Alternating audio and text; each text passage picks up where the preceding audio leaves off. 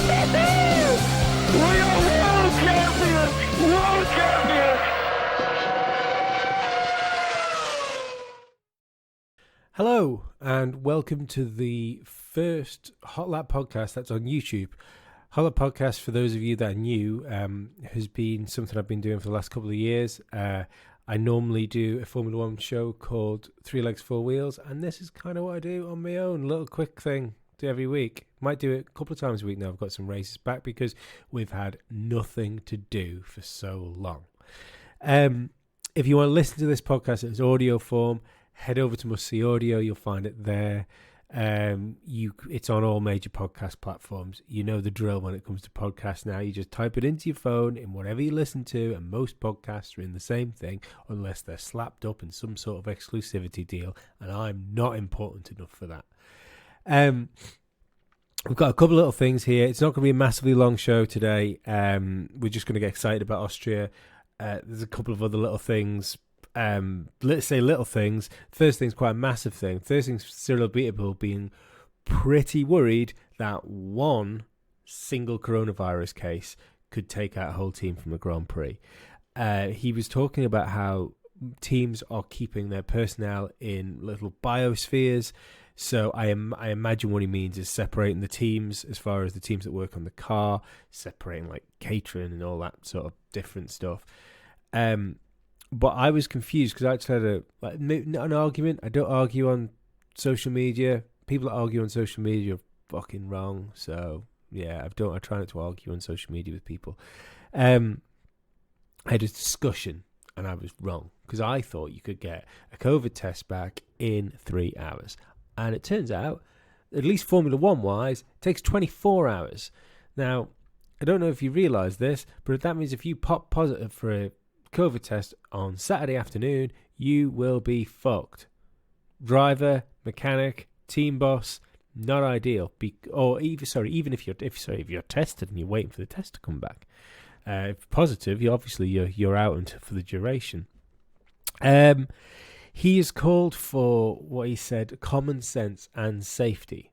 I'm interested to see what he means by common sense. I can't help wonder whether, as we look at clearly the virus situation was very, very, very serious. We've had a lot of deaths in different countries, but they've been weighted to a certain demographic, i.e., the elderly and sick. I think that probably puts some people in the paddock, as in like organisers. I mean, if you look at like Ross Brawn, for instance, or Chase Carey, they're all also kind of in the sort of window where you wouldn't want to catch COVID if you were either of those people. But when you're looking at like fit, healthy 20 to 30-year-old mechanics, it's a much less of a risk, for them than it would be for someone that's elderly. So I don't know. I know they have to treat the situation very seriously. They also have to treat it very seriously just because of the outward look. Expect everyone's going to be masked up. I think the driver briefings are going to be done over Zoom as much as they can be. When people come in to see driver stewards, it's going to be all PPE'd up. I think it's only in like massively serious situations you're going to get drivers brought into the steward's office. I think things are going to be done as remotely, even inside the paddock, as possible. But yeah, the idea of a driver getting sick is, it could be championship ending for somebody. I mean, Lewis Hamilton all of a sudden tests positive. He's going to be out long enough that's his championship over. It would be a real shame for any of the teams if a driver was took completely out of contention because of this. It's easy to forget like the situation we've got and how we just get excited about going into a new championship, especially because we've had like a 7-month gap. But it's easy to forget that there's all this craziness hanging over it, So I don't know what the solution is. I don't even think Formula One know the solution. I think they've just got themselves in a situation where they are being as careful as they can be. I think that's all Formula One can really do, is be as careful as it can be. Anyway, moving on. Lando Norris has said there'll be no major advantages for Formula One drivers that have been doing sim racing. I don't know how many of you guys have got into sim racing over the lockdown period. I am definitely one of those people that got into sim racing. I've really enjoyed doing some iRacing since we couldn't do anything else but, like go outside. So I've been getting into doing a bit of that, mainly because of watching the sim racing that's gone on, of like from drivers doing it. It gave me an interest in it. I'm one of those people that I can't get into something unless I've got someone to support.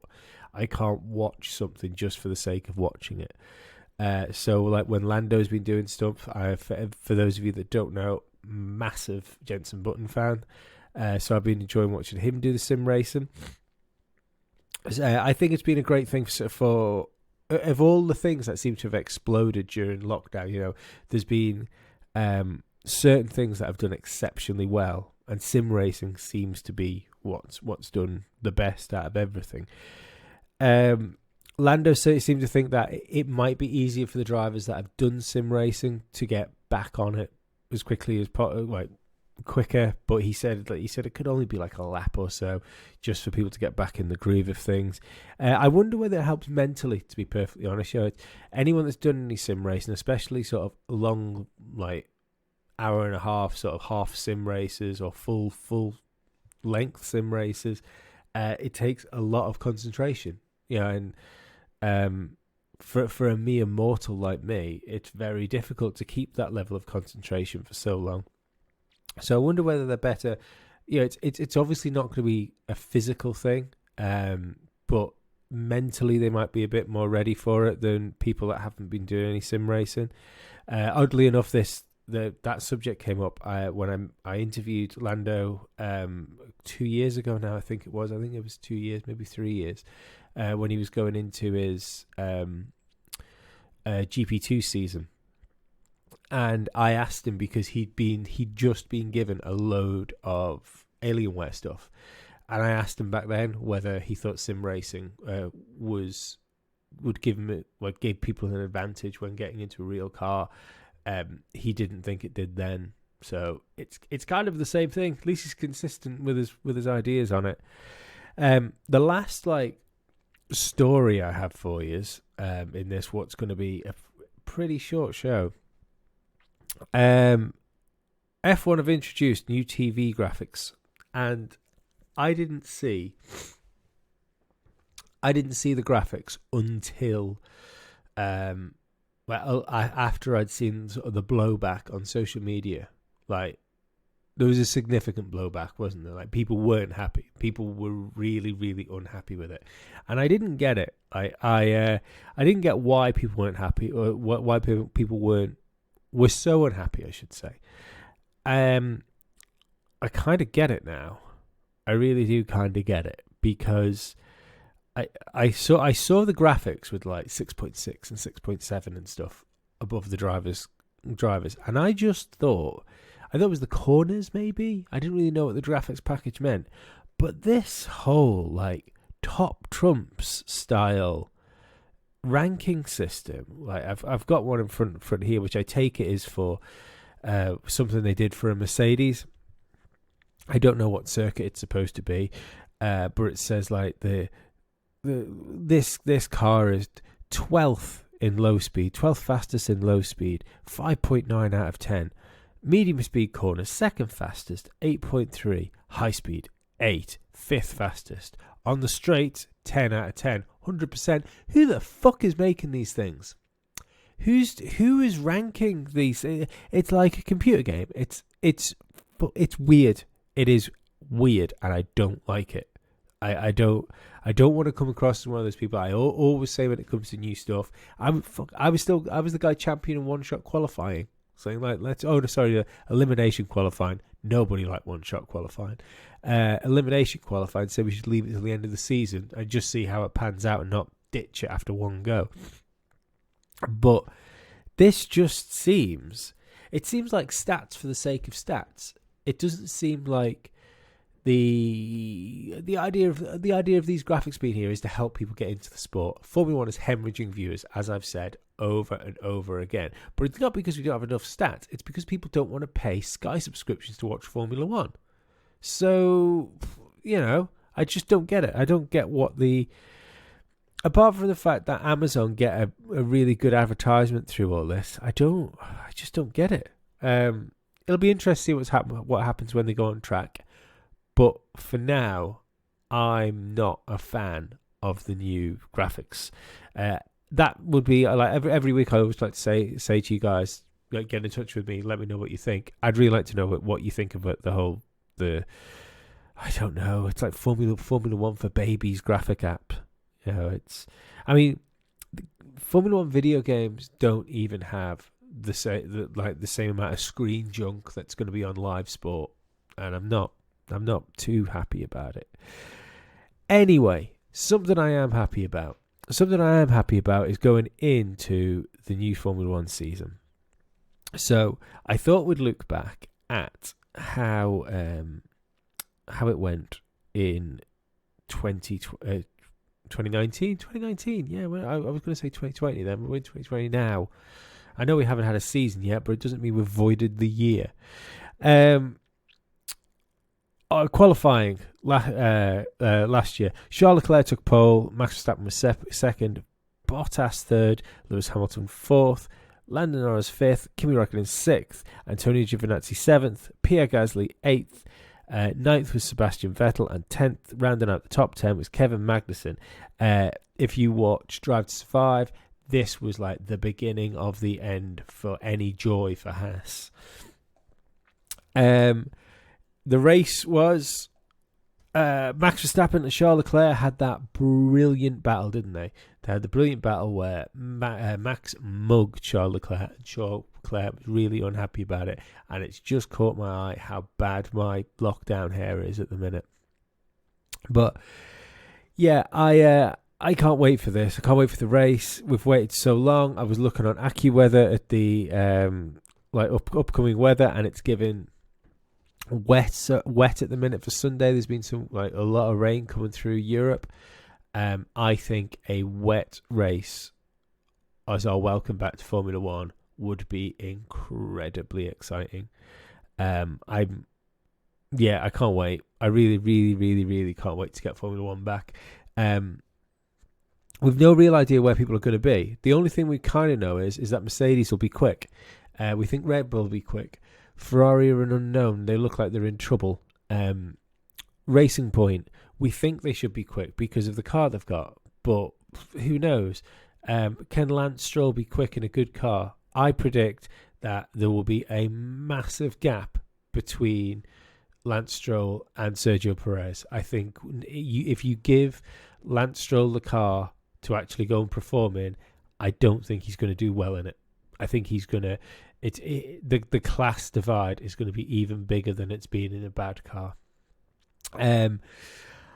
McLaren, where are they going to end up? I think they'll be leading the midfield.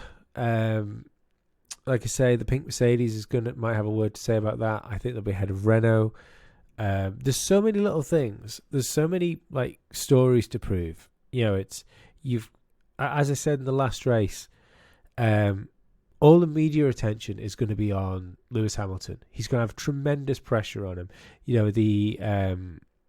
Even just the stories of won't he take the knee?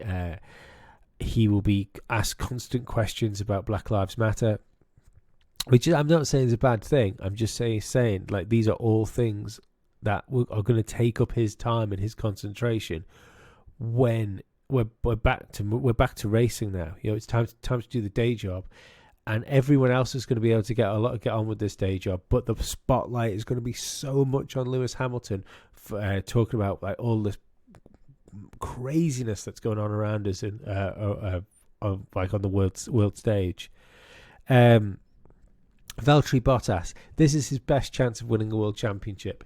If you turn around and say that, you you have to if you beat Lewis Hamilton, you have to get him at a weakened time, like Rosberg managed to chink through the armor and take a world championship. I think he took a world championship off Lewis rather than beat him for it. I think this is the only chance Valtteri Bottas will have to win a world championship, as I don't think he'll be in Mercedes next year. If we look at Ferrari, Charles Leclerc has to now prove that he is the Ferrari team leader. He has to go out as a second year in Ferrari, and he has to be the team leader, and he has to put Sebastian Vettel away. Sebastian Vettel needs to put Charles Leclerc away to show that he deserves a seat in Formula One next year in a decent car, should he want it, or should he want to take a year off and come back when the cars have changed to the new 2022 regulations. He needs to prove that he is that sort of Fernando Alonso level driver where even when he's been out of the sport for a while, people know he's good enough to put in a Formula One car. McLaren, you've got an outgoing Carlos Sainz. He's wants to do his best for McLaren. He seems like a good guy. He's already said that his last mission in McLaren is to take fourth in the championship. But on top of that, Lando Norris kind of needs to get on top of Carlos on his way out, because if he can't get on top of Carlos, then he's going to be de facto number one next year. Ricciardo is going to get up to speed, obviously, but he is going to need that boost to really stick himself in the mix with Ricciardo, because the last thing that Lando Norris needs for his career is for him to essentially be number two before Ricciardo even gets in the team. There's just so many things. Like I say, where's Racing Point going to be? Is Red Bull going to be able to challenge for the championship? I think Red Bull are going to challenge for a championship this year. Honda proved last year they've made such progress with that engine. Red Bull have always had a good chassis. There is no reason why they can't get after Mercedes. It's Haas gonna do anything? Like, is that it? Are we gonna watch the final life drain from Haas, like just dribble away before they're sold, or he just pulls the plug on the whole team? There's talks. I didn't talk about it before because, to be perfectly honest, I'm not sure if I could totally believe the story, and I'm skeptical if it can happen to a team just as big as McLaren. But there was an article in Forbes explaining why McLaren need this loan, and it's to pay creditors for making cars, because they sold like so few cars last year. And going into this year, and then they were completely screwed over by the COVID situation. And your man that does Formula Money, he seemed to suggest that he thought that team could go into liquidation before the second Grand Prix, which sounds fucking lunacy to me. But again, I'm no financial expert, so I always find when you start to get all wrapped up in the financial side of Formula One, I think I understand racing. I think I understand where people stand, and I can put my own personal feelings out of it to get a fairly rounded opinion of what's going on. I know nothing about finance, and it would just be me. It would just be me lying to you, I think, essentially, if I was to try and tell you that I knew what was going on. I don't really want to do that. But again, it's more stuff that could be hanging over a team. It's more stuff that you don't need just when you've got all the problems you've got anyway. We know they laid a load of staff off there. I think was it 150 staff, or I can't remember if it was 70 or 150. I think it might have been. I know there's 20 something from the actual Formula One side of it, and then I think there was 70 maybe from the car side. The Formula One personnel they laid off appears to be them trying to adhere to the budget cap before it happens, so it's not a surprise when the budget cap happens.